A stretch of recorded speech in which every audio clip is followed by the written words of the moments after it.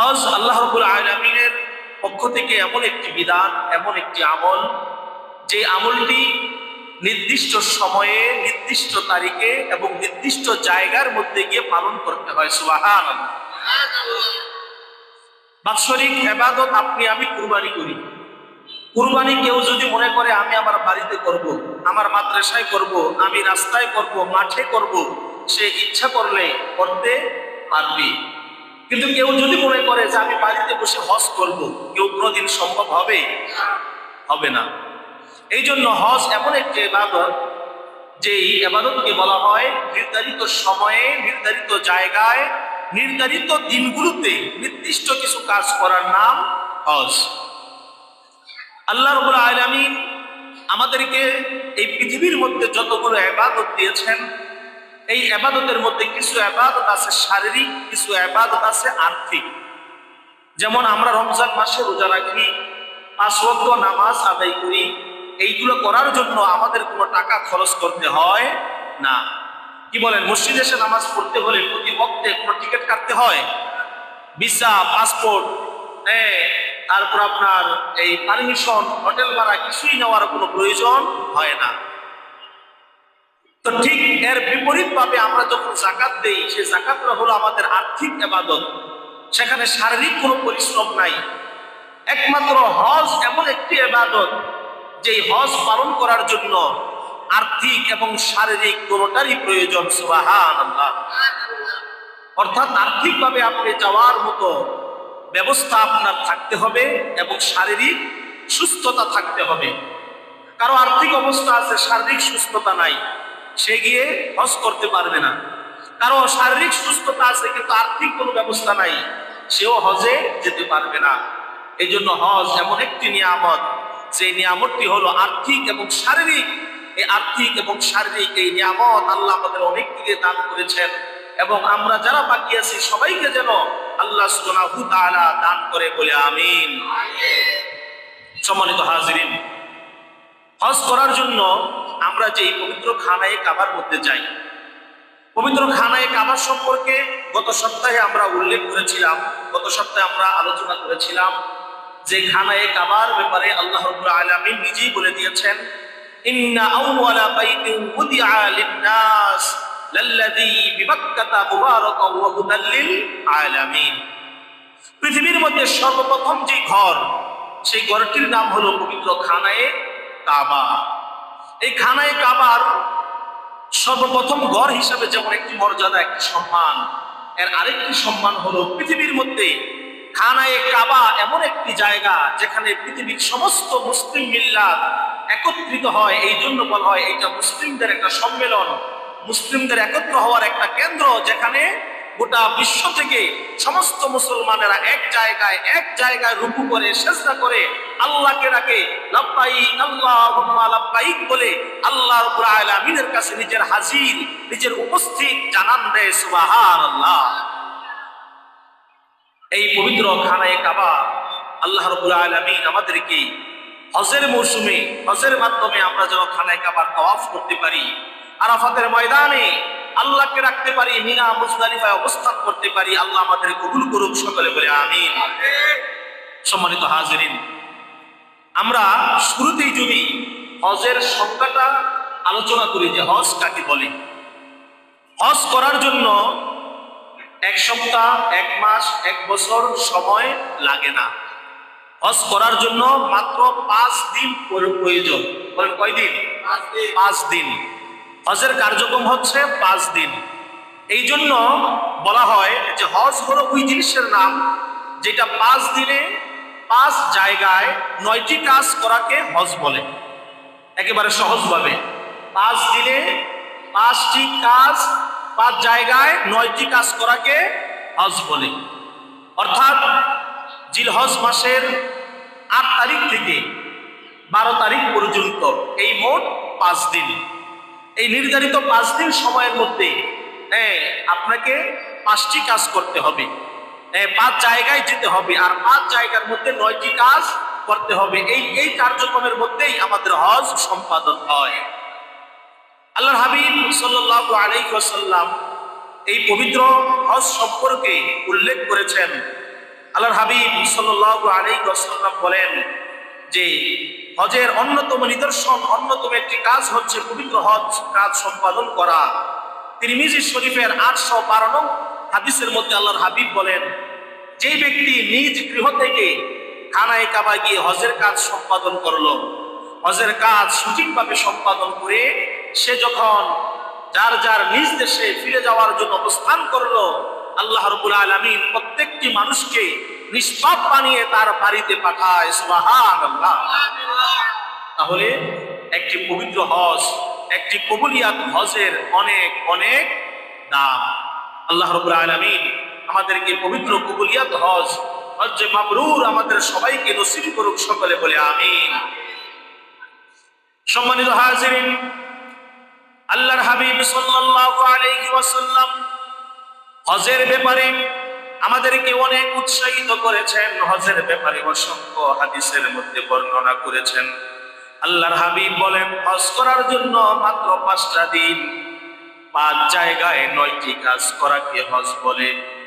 হজ করার জন্য 5 দিন, যেই সময় জিলহজ মাসের 8, 9, 10, 11, 12, এই মোট 5 দিনে হজের কাজগুলো সম্পাদন করা হয়। আর এই 5 দিনে কাজগুলো করার জন্য 5টা জায়গায় যেতে হয়। 1 নম্বরে বাইতুল্লাহ শরীফে, 2 নম্বরে মিনায়, 3 নম্বরে আরাফা, 4 নম্বরে মুজদালিফা, 5 নম্বরে জামারায় গিয়ে শয়তানকে পাথর নিক্ষেপ করা হয়। সুবহানাল্লাহ। তার মানে এই 5 দিনে 5টা জায়গায় যেতে হবে। এই 5টা জায়গার মধ্যে গিয়া 9টা কাজ করাকেই হজ বলে।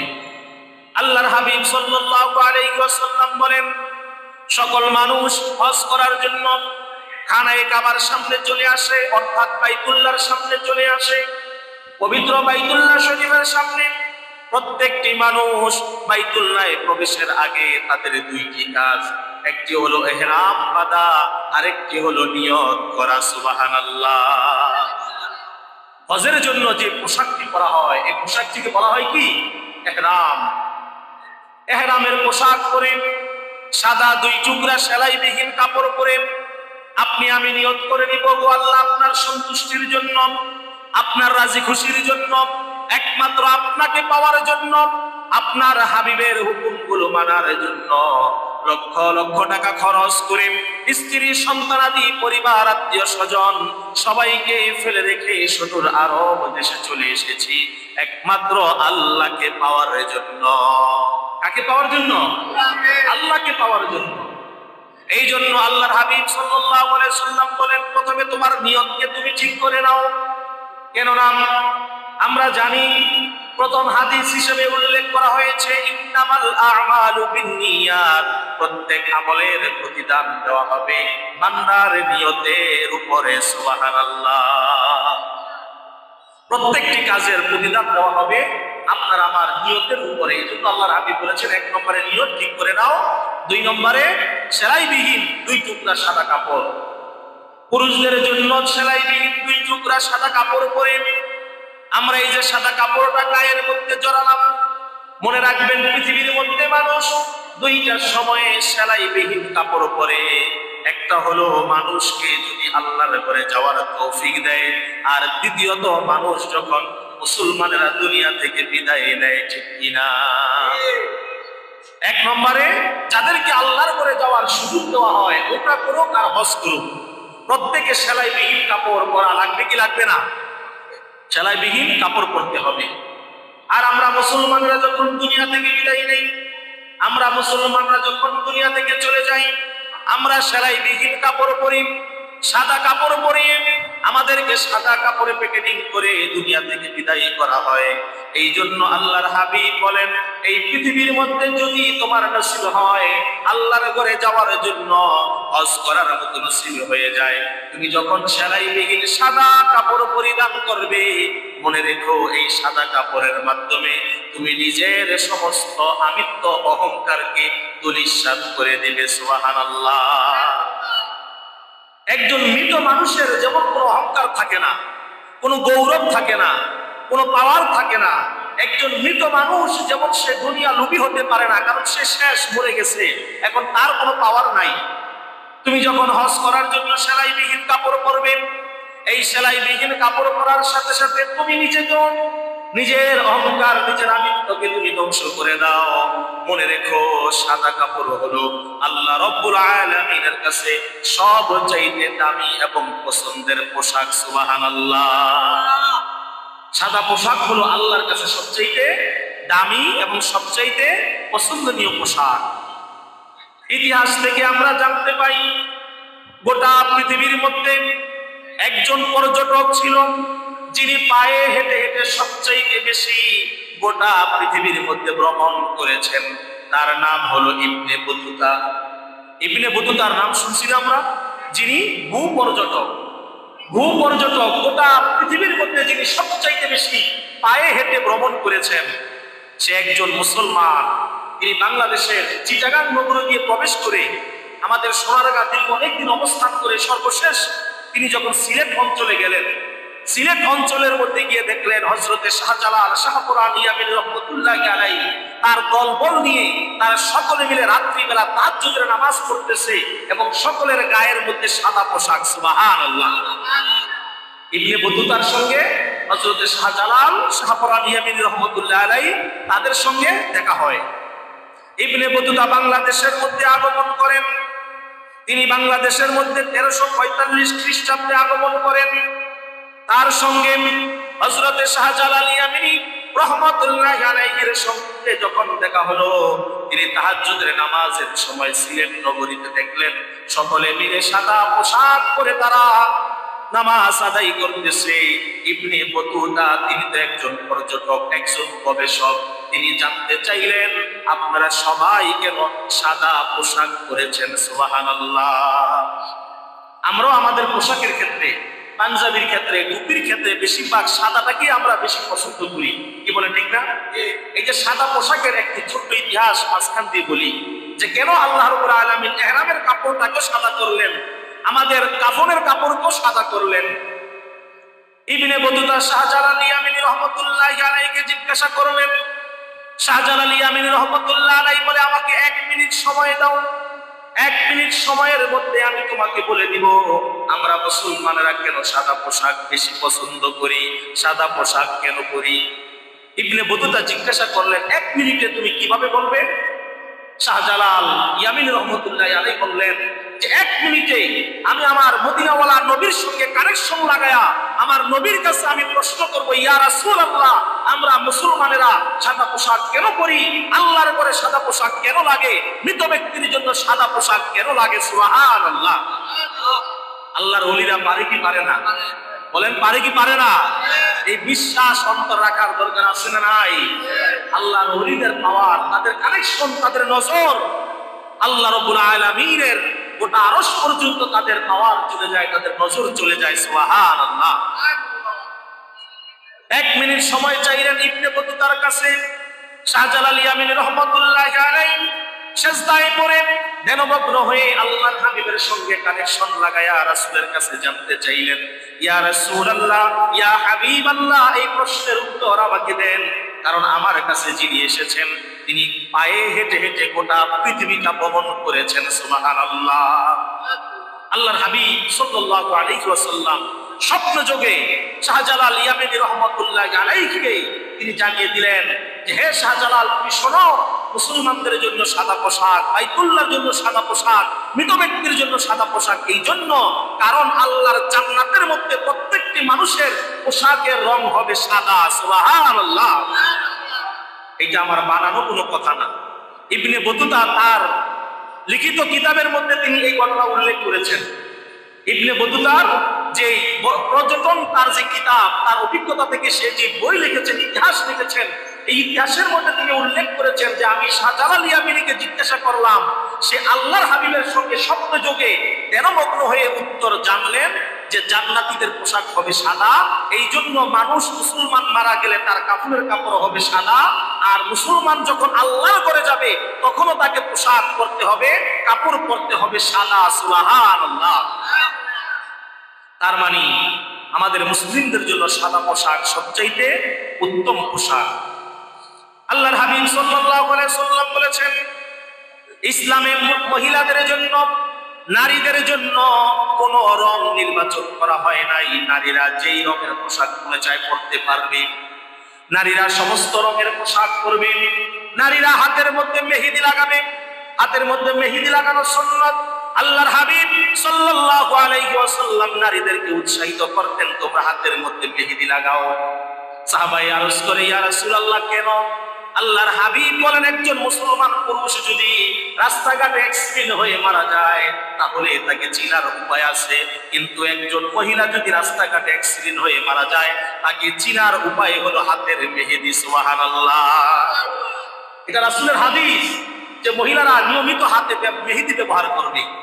আজকে আমাদের এখানে আমাদের সম্মানিতা মা ও বোনেরাও আমাদের জামাতে শামিল হয়েছেন, তারা মাইকে আওয়াজ শুনতেছেন। তাদের জন্য, আমার সম্মানিতা মা ও বোনদের জন্য আল্লাহর হাবিব উৎসাহিত করেছেন যে তোমরা সপ্তাহে সপ্তাহে হাতের মধ্যে মেহেদি লাগাও। কেননা মুসলিম ব্যতীত বিধর্মীরা মেহেদি লাগায় না। কোন বিধর্মীরা দেখবেন না যে তারা তাদের অনুষ্ঠানে মেহেদি লাগায়।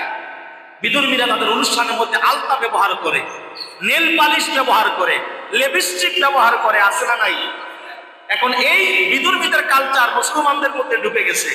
এখন মুসলমান হাতের মধ্যে নেল পালিশ, ঠোঁটের মধ্যে লিপস্টিক, আছে না নাই?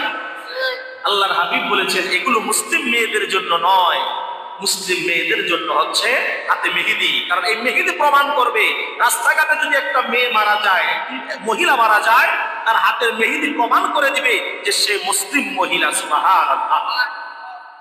এই জন্য আল্লাহর হাবিব বলেছেন মেয়েদের জন্য পোশাকের কোনো নির্ধারণ করা নাই, তারা সব রঙের পোশাক পরতে পারবে, কিন্তু পুরুষদের জন্য একেবারে লাল টকটকে আর হলুদ রঙের পোশাক পরা নিষেধ। পুরুষদের জন্য লাল টকটকে লাল আর হলুদ রঙের পোশাক পরা কি নিষেধ। এই দুই রঙের পোশাক ছাড়া আমরা সব পোশাকই পরতে পারবো, তবে আমাদের জন্য সর্বোত্তম হচ্ছে সাদা পোশাক। যদি অন্য কালার পোশাকও কেউ পরে এতে গুনাহ হবে না, এতে করে গুনাহ হবে না। অবশ্যই আপনার সতর, আপনার সৌন্দর্য আদায় হয়ে যাবে, কিন্তু সাদা রঙের পোশাকটা আল্লাহর কাছে সবচেয়ে বেশি দামি। সম্মানিত হাজিরিন, সংক্ষিপ্ত কথা, যেই কথা বলতেছিলাম, তাহলে জান্নাতীদের রঙের পোশাকের রং হলো সাদা। রং কি?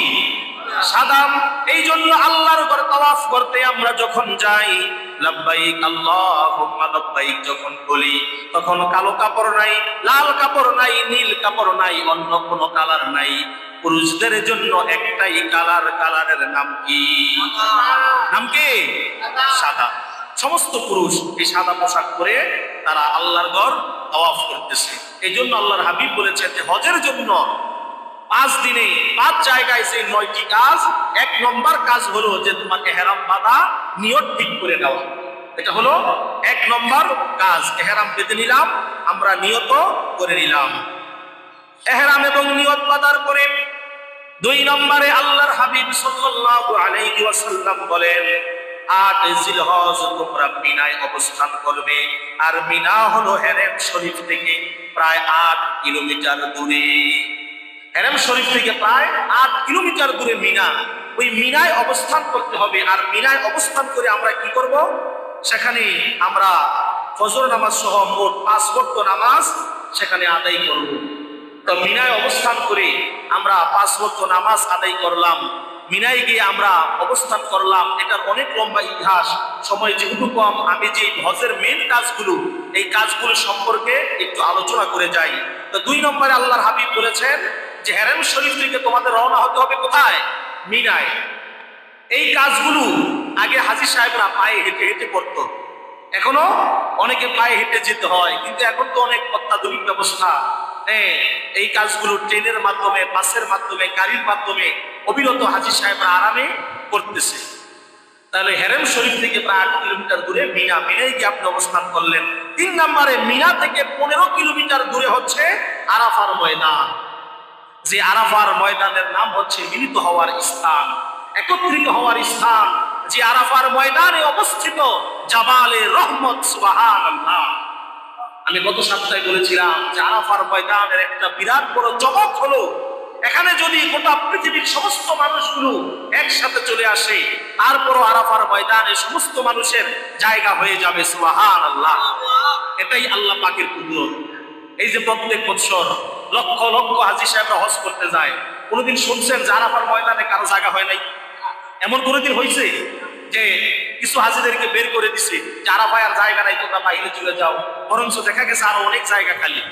আমরা যখন টিভিতে লাইভ দেখি, লাইভ শো গুলো যখন দেখি যে আরাফার ময়দানে হাজী সাহেবরা পাহাড়ের উপরে, পাথরের উপরে, নিচে ঢালের মধ্যে বসে বসে আল্লাহর কাছে রোনাজারি করতেছে। কেউ আমেরিকার, সে তার মাতৃভাষা ইংরেজিতে আল্লাহর কাছে চাইতেছে। কেউ বাংলাদেশি, সে তার বাংলা ভাষায় আল্লাহর কাছে মনের কথাগুলো জানাইতেছে। কেউ পাকিস্তানি, কেউ ইন্ডিয়ান, কেউ আফ্রিকান, কেউ জাপানি, কেউ সুদানি, কেউ মালয়েশিয়া, প্রত্যেকে তার তার নিজ নিজ ভাষায়, নিজ নিজ মাতৃভাষায় আল্লাহর কাছে চাইতেছে, মনের আকুতিগুলো আল্লাহর কাছে জানাইতেছে। সুবহানাল্লাহ। আল্লাহ বলেন এটাই হচ্ছে আমি আল্লাহর কুদরত, আমি আল্লাহ রাব্বুল আলামিনের ক্ষমতা। এই আরাফার ময়দানে লক্ষ লক্ষ মানুষ লক্ষ লক্ষ ভাষায় আমি আল্লাহকে ডাকে। বলেন তো আল্লাহ বুঝে কি বুঝে না? আল্লাহর বুঝতে এক সেকেন্ডও সময় লাগে না। আল্লাহু সামিউম বাসীর। আল্লাহ রাব্বুল আলামিন আরাফার ময়দানে বান্দার দোয়াগুলো কবুল করেন। আল্লাহর হাবিব বলেন আরাফার ময়দান হলো এমন একটি জায়গা, যেই জায়গায় আল্লাহ কারো দোয়া ফিরায় দেয় না, কাউকে খালি হাতে দেয় না। এখানে যদি একেবারে গুনাহগার ব্যক্তিও থাকে, তার দোয়াটাও আল্লাহ কবুল করে নেয়। সুবহানাল্লাহ। তাহলে আমরা 3 নম্বরে জানলাম যে 3 নম্বরে আমাদের হজের কাজ হলো মিনা থেকে 15 কিলোমিটার দূরে আরাফার ময়দানে অবস্থান করা, 9 জিলহজ। আর এই 9 জিলহজ আরাফার ময়দানে অবস্থান করে সেখানে এক আজানে 2 আকামতে 2 ওয়াক্ত নামাজ একসাথে আদায় করা হয়। সুবহানাল্লাহ। কয় ওয়াক্ত নামাজ? 2 ওয়াক্ত নামাজ। এগুলোর এক একটার অনেক লম্বা ইতিহাস, আলোচনা করতে গেলে অনেক সময়ের ব্যাপার। এক আজানে 2 আকামত, মানে এক নামাজ শেষ হওয়ার সাথে সাথে আরেক নামাজ শুরু, আবার আকামত দেওয়ার পরে আপনি আরেক ওয়াক্ত নামাজ আদায় করলেন। তো সেখানে আমরা জোহর এবং আসর, এই এক আজানে 2 আকামতে জোহর এবং আসরের নামাজ একসাথে আদায় করে নিলাম। আদায় করে এখন আরাফাতের কাজ শেষ, এখানে আর কোনো কাজ নাই। 9 জিলহজ খুতবা পাঠ করা হলো, নামাজ শেষ করা হলো। এখন এখান থেকে 4 নম্বরে আরাফা থেকে মুজদালিফা 12 কিলোমিটার দূরত্বের রাস্তা। এই যে দেখেন, আমি যে শুরুতে বললাম যে হজ হলো আর্থিক এবং শারীরিক ইবাদত। এই যে এতগুলো রাস্তা আপনাকে অতিক্রম করতে হবে, আপনাকে যেতে হবে, এই কাজগুলো করার জন্য শরীরের শক্তির দরকার আছে না নাই? আরাফার ময়দান থেকে মুজদালিফায় যাওয়ার জন্য 12 কিলোমিটার রাস্তা, এবং সেখানে মাগরিব ও এশারের নামাজ আদায় করতে হয়। সেখানে সূর্য ডুবার আগেই আপনাকে চলে যেতে হবে মুজদালিফায়। মুজদালিফায় গিয়ে আপনি মাগরিব এবং এশারের নামাজ আদায় করে খোলা আকাশের নিচে, মিনার মধ্যে তাবু পাওয়া যায়। মিনার মধ্যে তাবু সিস্টেম আছে, এখন তো অত্যাধুনিক সিস্টেম। তাবুর ভিতরেও এয়ার কন্ডিশন আছে, ফ্রিজ আছে, খাবারের পানির ব্যবস্থা আছে, কত সুন্দর আরামের ব্যবস্থা আছে। কিন্তু মুজদালিফায় কিছু নেই। মুজদালিফায় গিয়ে সেখানে রাষ্ট্রীয় প্রেসিডেন্ট, সেও পাথরের মধ্যে শুয়ে থাকবে। মসজিদের সভাপতি, মুতাওয়াল্লি, এলাকার চেয়ারম্যান, মেম্বার, গরিব, অসহায়, রিক্সা চালক, ভিক্ষুক, যেই যাক, প্রত্যেকে ওই পাথরের মধ্যে রাত্রি যাপন করতে হবে। সারা রাত তারা এই পাথরের মধ্যে থাকবে, পাথরের মধ্যেই তাদের শুয়ে থাকতে হবে। সুবহানাল্লাহ। হজের কাজগুলো দেখেন আল্লাহ রাব্বুল আলামিন কেমন ভাবে সাজিয়ে দিয়েছেন। সেখানে কারোর জন্য আলাদা ব্যবস্থা নাই। সেখানে বলতে পারবে না গিয়ে যে আমি তো বাংলাদেশের প্রেসিডেন্ট, আমার জন্য একটা সিট বরাদ্দ করো। হ্যাঁ, আমার তো কোটি কোটি টাকা আছে, আমার জন্য আলাদা সিট বরাদ্দ করো। কোন ব্যবস্থা আছে? নাই। এখানে অনেক হাজী সাহেবরা আছে। আমার কাছে অনেক ভালো লাগে যে এই এলাকায় পাইকপাড়ায় মাশাআল্লাহ এখানে হাজী সাহেবের অভাব নাই, অনেক হাজী সাহেব। এবং বিশেষ করে অনেকেই উমরা করেছেন, অনেকে একাধিকবার হজ করেছেন, উমরা করেছেন। আল্লাহ তাআলা আমাদেরকে বারবার যাওয়ার তৌফিক দান করুন বলে আমিন। তাহলে হাজী সাহেবদের 4 নম্বর কাজ হলো আরাফা থেকে মুজদালিফা 12 কিলোমিটার দূরত্বের রাস্তা অতিক্রম করে সেখানে তারা খোলা আকাশের নিচে রাত্রি যাপন করলো, মাগরিব এশারের নামাজ আদায় করলো, এবং এর পরবর্তীতে তারা যে শয়তানকে পাথর মারবে, এই পাথরগুলো সেখান থেকে তারা কুড়ায় নিবে। সেখান থেকে পাথরগুলো কুড়ায় নিবে 49টা। আর অথবা কেউ যদি 13 জিলহজে গিয়েও পাথর মারতে চায় তাহলে মোট 70টা। এই 49 বা 70টা পাথর তাদেরকে কুড়ায় নিতে হবে, রাস্তা থেকে টোকায় নিতে হবে। সেখানে আপনাকে কেউ এনে দিবে না যে নেন হাজী সাহেব, এই যে আপনার জন্য আমি কমপ্লিট করে রাখছি। সেখানে সুন্নত হলো কি পাথরগুলো কুড়ায় নেওয়া। এই পাথরগুলো কুড়ায় নিয়ে টোকায় নিয়ে আপনি শয়তানকে ঢিল মারবেন। এটার ইতিহাস আগামীতে জুমাতে আমরা আলোচনা করব।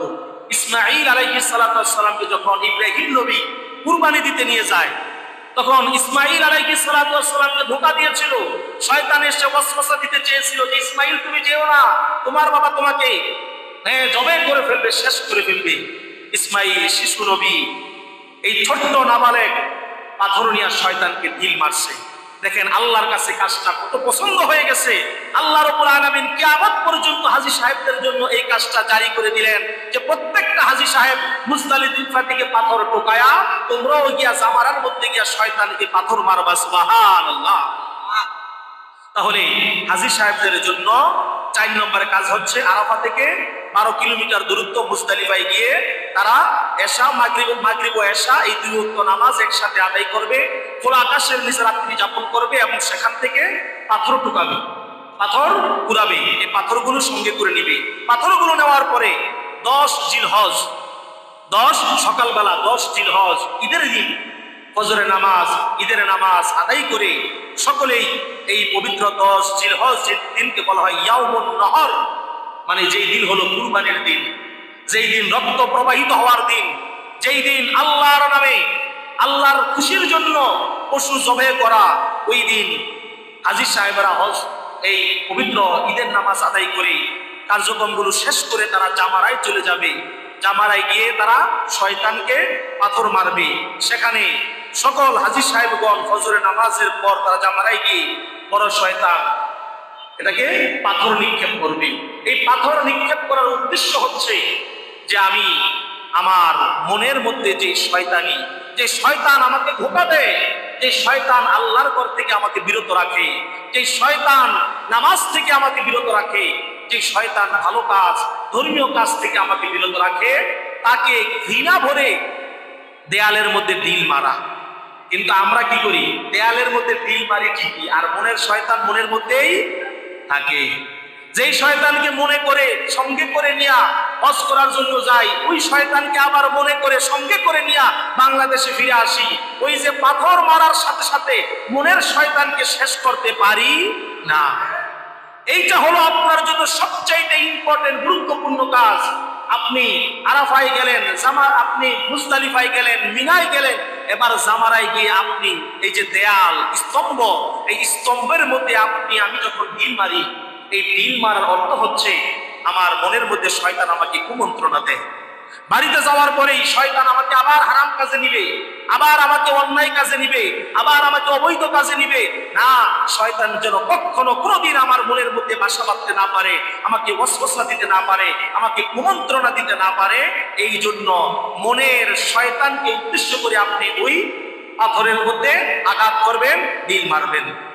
এরপর আমাদের জন্য 6 নম্বর কাজ হলো আবার পবিত্র খানায় কাবা তাওয়াফ করা, সাই করা। এর মাধ্যমে আমরা আমাদের আমাদের মাথা মুন্ডন করে কুরবানি করে আমরা হালাল হয়ে গেলাম। হালাল হয়ে যাওয়ার পর 8 নম্বরে আবার জামারায় যেতে হবে। এই যে দেখেন বাইতুল্লাহ শরীফ থেকে আবার জামারায়, 8 নম্বরে আবার জামারায় যেতে হবে। সেখানে কি আবার ছোট, মধ্যম এবং বড় শয়তান 3টি দেয়াল দেয়া আছে, স্তম্ভ করা আছে, যে ছোট, মাধ্যম এবং বড়, এই 3 শয়তানকে আপনি আবার ঢিল মারবেন। 3 শয়তানকে আবার আপনি ঢিল মেরে শয়তানের প্রতি লাঞ্ছনা, ঘৃণা, শয়তানের প্রতি আপনার যত ধরনের এই খারাপ চিন্তা আছে এগুলো দূর করে নিজেকে পবিত্র করে নিজেকে ফ্রেশ করে আল্লাহর কাছে দোয়া করে এরপর চলে এসে 9 নাম্বার সর্বশেষ হাজী সাহেবদের কাজ হলো বিদায়ী তাওয়াফ। বিদায়ী তাওয়াফ, যে আল্লাহর ঘরের মধ্যে সর্বশেষ তাওয়াফ করে কাবাকে বিদায় জানানো, যে হে কাবা, তোমার জন্য আমি আমার সন্তানাদি ছেড়ে, তোমার জন্য আমি আমার পরিবার ছেড়ে, তোমার জন্য আমি আমার লক্ষ লক্ষ টাকার ব্যবসা বাণিজ্য ছেড়ে তোমার কাছে আমি এসেছি। এবং এই যে 5 দিন আমি আল্লাহর যে হুকুম 9টি কাজ, এই কাজগুলো আমি করলাম। হে কাবা, হে কাবার মালিক, আমার এই কাজগুলো আপনি কবুল করে নেন। আমাকে আপনার খাতায় আপনি আমাকে হাজী সাহেব হিসেবে কবুল করে নেন। আমি দুনিয়ার মানুষের খাতায় আমার হাজী সাহেব আমি চাই না, আমি আল্লাহর খাতার মধ্যে আমার হাজী সাহেব চাই। কি বলে ঠিক না? আল্লাহর খাতার মধ্যে কবুল করাতে হবে যে আল্লাহ আপনার কাছে যেন আমি আপনার ঘরে একজন মেহমান হিসেবে আমি প্রাধান্য পাই, সেই কবুলিয়াত হজ আপনি আমাকে নসিব করেন, হজ মাবরুর আপনি আমাকে নসিব করেন। আমার হজের বিনিময়ে আমার গুনাহ মাফ করে, আমার সমস্ত অহংকার অভিজাত্য দূর করে আমাকে একজন নিষ্পাপ মানুষ হিসেবে আপনি কবুল করে নেন বলে আমিন। সম্মানিত হাজিরিন, এবার আসেন আমরা শুরুতে যে কোরআনের একটি আয়াত খানা তেলাওয়াত করেছিলাম, আল্লাহ রাব্বুল আলামিন সূরা আলে ইমরানের ৯৭ নং আয়াতের মধ্যে আল্লাহ পাক ঘোষণা করেন, ওয়ালিল্লাহি আলান নাসি হিজ্জুল বাইতা মান ইসতাতাআ ইলাইহি সাবিলা। আল্লাহ রাব্বুল আলামিন যাকে সামর্থ্য দিয়েছেন, আল্লাহ পাক যাকে তৌফিক দিয়েছেন, সে যেন তার নিজ গৃহ থেকে, নিজ এলাকা থেকে আল্লাহর ঘর বাইতুল্লাহ শরীফ হজ করার জন্য সে যেন রওনা হয়ে যায়। আল্লাহ রাব্বুল আলামিন এই আয়াতের মধ্যে বলেন, কোন মানুষ যদি টাকার চিন্তা করে, সম্পদের চিন্তা করে, নিজের অন্যান্য মুসিবতের চিন্তা করে আল্লাহর ঘর তাওয়াফ না করে, গোটা পৃথিবীর মানুষও যদি হজ না করে, আল্লাহর বিন্দু পরিমাণ কোনো লস হবে না। এই হজের মাধ্যমে আমরা যদি মনে করি যে আমি তো যাইতেছি আল্লাহর বাড়িতে, আল্লাহর ঘরে, এটা মনে হয় আল্লাহর লাভ না, এটা আমার নিজের লাভ, আমি আমার নিজের লাভের জন্য যাই। এই যে মসজিদের মধ্যে এসেছি, এটা কার ঘর? সবাই বলেন কার ঘর? এখানে কার লাভের জন্য আসছি? আমাদের লাভের জন্য, নিজের লাভের জন্য আমরা এখানে এসেছি, যেন আল্লাহর কাছে আমরা প্রিয় বান্দা হতে পারি, আমাদের গুনাহগুলো মাফ করাতে পারি, আমাদের মনের নেক আশা যেন কবুল করাতে পারি, আমাদের মুসিবত যেন দূর করাতে পারি, আমাদের সব নিজের লাভের জন্য।